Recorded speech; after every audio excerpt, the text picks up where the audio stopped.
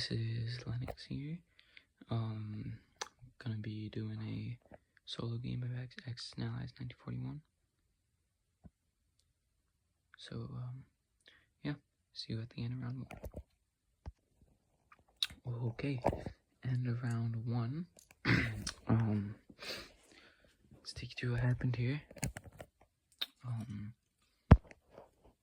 Soviets went in and took West Russia, but the Germans took it back. Ukraine's wide open though, but Germans put up quite a force. Soviet sub went out to Sea Zone 2. Soviets also took Manchuria. And the Japanese naval invaded with an infantry fighter and bomber and a tank. Soviets got 2 hits, so Japanese wiped all the Soviets out, but they put the fighter and bomber right there. They took both territories in China.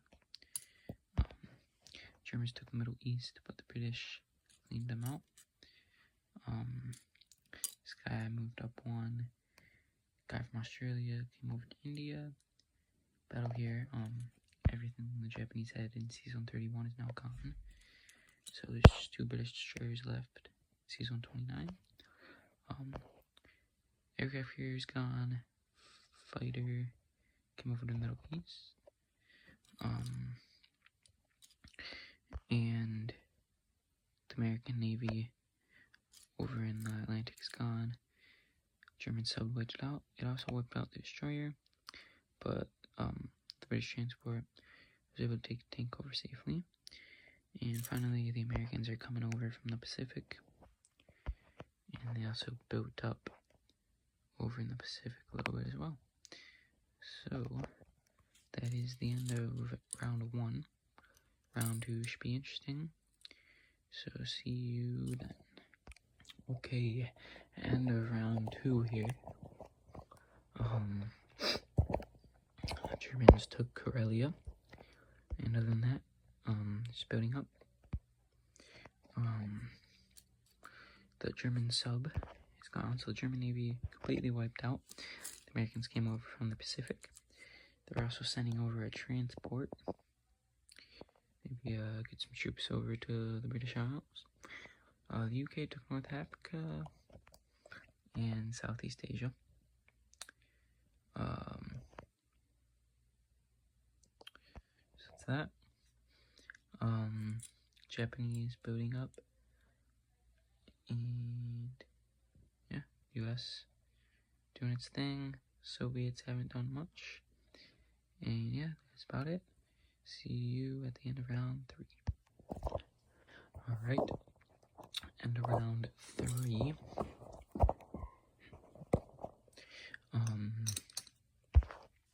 Germans and Soviets still building up. Japanese and the UK also still building up. US didn't do anything in the Pacific. So let's bring over here. British have their transports. Bring them over. And the US has started a little transport train here. Building up. Taking some stuff to the British Isles. The UK Navy also rebuilding. And I think they're getting ready for D-Day pretty soon. So Germans better strike or else they're in trouble. So yeah, should be interesting at the end of round 4. See you then. Move turn number 4 here. So a lot has happened. Obviously the Germans have taken Moscow now. So yeah, it's big for them to have the Americans on income. So now they can turn their focus west. As you can tell, the Allies building up over here, sending some transports and stuff across. Another big build-up over here as well. Yeah, the Americans, I don't know, I might try to split it here. We got Atlantic and Pacific, so I might try to split it. Because Japanese are looking kind of weak over here. If the British can keep them occupied there. But yeah, we'll see with the fall of Russia. Things are going to be interesting. See what the Germans do. How they split up their forces. Yeah, so that's the end of round 4. I will see you at the end of round 5. Okay, end of turn 5 here. This game. Start with the Soviets. So you notice Archangel and Caucasus are gone. It's because they decided to spread out their forces, kind of like be annoying here. So they took Ukraine, West Russia, Eastern Europe, and Karelia as well. So the Germans came in, did some movements in there, and they took most of the territories. Not all of them though. Over here, of course, the Allies are stacking up troops, trying to do a D-Day pretty soon here. But the Germans trying to take care of this and head over to the west pretty soon. Down here in Southeast Asia, Japanese and British looking to face off. British retreated into India, so Japanese took Southeast Asia for a staging ground. And the US is sending a battleship over here to the Pacific because I think they are preparing for an attack on Tokyo pretty soon. Allies gotta get something going here. So, we'll see how the dice end up.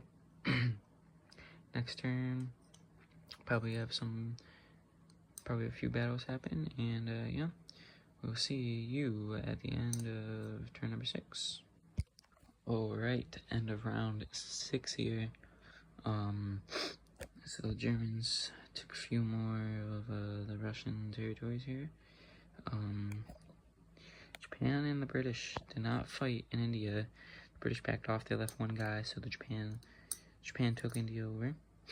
But Japan just doing a delaying action for that. All of this from the Americans coming, trying to take Tokyo, and then once they take Tokyo, they can focus on Berlin as they have taken Western Europe with no casualties. So that was a pretty big turning point in the game, I'd say. Got 2 guys over there that came over from Western US, decided they'd be better off in the east. So they got some transports going. UK's got 4MG to come on that they built last term. We got the 2 bombers there, so yeah. I think they're gonna build up for now, and then once or if Tokyo falls, then it'll probably be an Allied victory, but we still have a lot to play out here.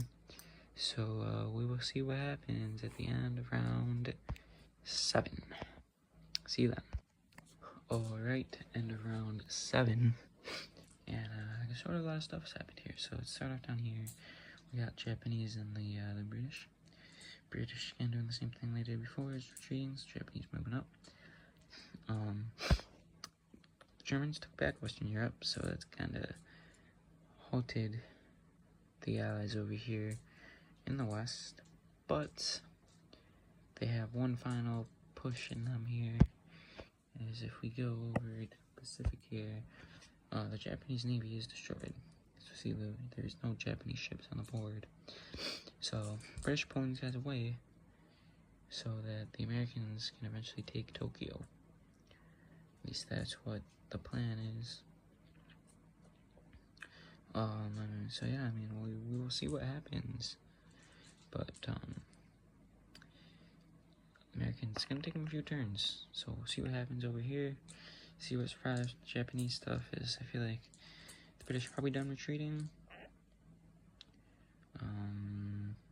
We'll see when we get there, but yeah, alright, see you at the end of round 8. This game's dragging along. Kind of surprising for a small game like this, but yeah, so see you at the end of round 8. Alright, end of turn 8, I believe, and end of turn 8. So that also means I'm calling the game because you can see the Japanese have wiped out the British down here, and so let me walk you through why I'm calling the game here. So the Allies, I mean, once the Germans start building ships again, you know, they come in for a sea line here. Now, it will, don't get me wrong, it'll take a very long time for that sea line to happen, but look at the production track. The Americans are split in 2 directions. the Germans have more than them, and the Japanese are also coming up on them. The Japanese can take South Africa, and once the British are down to 9, it's basically just over. And so that's why the West is basically sealed. Then you come over here, and you look at the Pacific. So, I mean, yes, the Americans do have a force here, but the Japanese just have a lot of guys on their home island building up a lot of infantry the past few turns. And the Americans they have possibly the forces, but they do not have all the transports to get them over there in time, because this is clearly on its way, and it'll make it there next turn. So, yeah, like, I haven't done the American turn yet, but I don't really see a reason to. I don't really want this game to drag on for too much longer, so that is why I'm calling it here. So, yeah. So let's see on this game. It's an Axis victory, which usually I see more Allied victories than Axis victories in this one, but this game is pretty well balanced. I'd say the Allies do have a little bit of an edge, but it's an Axis victory this time. So, yeah, thanks for watching, and see you in the next one.